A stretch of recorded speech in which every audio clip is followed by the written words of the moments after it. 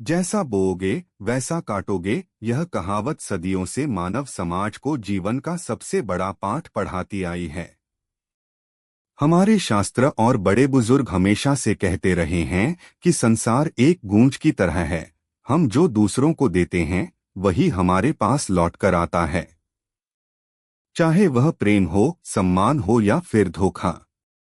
प्रस्तुत कहानी इसी शाश्वत सत्य को एक साधारण किसान और एक दुकानदार के माध्यम से बेहद मार्मिक ढंग से दर्शाती है। यह कहानी हमें सिखाती है कि जब हम दूसरों की ईमानदारी पर सवाल उठाते हैं तो हमें सबसे पहले अपने भीतर झांककर देखना चाहिए। अक्सर जिसे हम दूसरों का अपराध समझ रहे होते हैं वह हमारे ही गलत कर्मों का प्रतिबिंब होता है। आइए इस कहानी के माध्यम से जानते हैं कि कैसे एक चालाक दुकानदार अपनी ही चालाकी का शिकार बन गया और कैसे किसान की सादगी ने उसे जीवन का सबसे बड़ा सबक सिखाया। जैसा कर्म आप करेंगे उसका फल आप तक लौटकर अवश्य आएगा। एक गांव में एक किसान रहता था।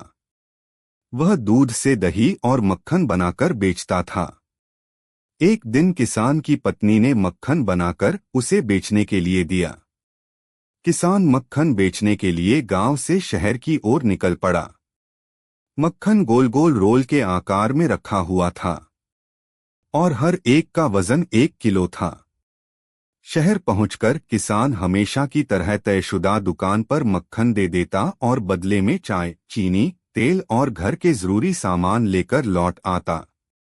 उस दिन किसान के जाने के बाद दुकानदार जब मक्खन के रोल फ्रिज में रखने लगा तो उसने सोचा आज एक बार वजन जांच कर लेते हैं। जब उसने मक्खन के रोल तौले तो देखा कि हर एक का वजन 1 किलो नहीं बल्कि 900 ग्राम है। अगले हफ्ते किसान फिर उसी दुकान पर मक्खन बेचने आया। दुकान के सामने पहुंचते ही दुकानदार गुस्से से चिल्लाकर बोला, मेरी दुकान से बाहर निकल जाओ। अब किसी बेईमान और धोखेबाज के साथ व्यापार करो। मेरी दुकान में दोबारा मत आना। 900 ग्राम मक्खन को 1 किलो बताकर बेचने वाले का चेहरा भी मैं नहीं देखना चाहता। किसान ने विनम्र और कांपती आवाज में कहा, दादा कृपया गुस्सा मत कीजिए। मैं बहुत गरीब आदमी हूँ, मेरे पास बाट तौलने का वजन खरीदने के पैसे नहीं हैं। इसलिए मैं हर बार आपसे जो 1 किलो चीनी लेकर जाता था उसे तराजू के एक पलड़े में रखकर दूसरे पलड़े में मक्खन रखकर तौलता था। आप दूसरों को जो देते हैं वह किसी न किसी रूप में आपके पास लौटकर आता है।